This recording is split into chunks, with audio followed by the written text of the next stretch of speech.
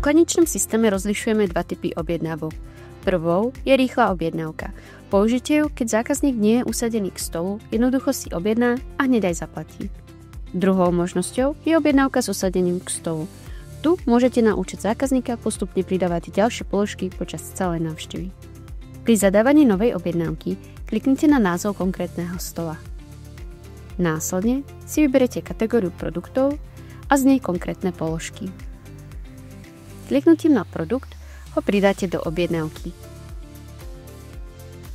Ak sa pomýlite, stačí nám znova kliknúť alebo prstom podržať a cez tlačidlo mínus znížiť počet.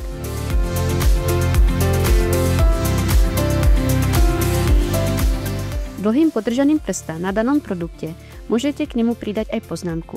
Tá sa zobrazí na panovacej tlačiarni v kuchyni či na bare.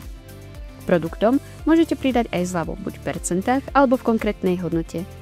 Nájdete to pod zobraziť ďalšie možnosti, kliknete na bez zľavy a vyberáte buď z percent alebo kliknutím na vlastná hodnota a kliknutím znova na percento môžete zmeniť na eurá. Keď je objednávka hotová, kliknite na OK. Ak máte aktívne skladové hospodárstvo, systém automaticky odpočíta suroviny zo skladu podľa receptúry v tomto momente.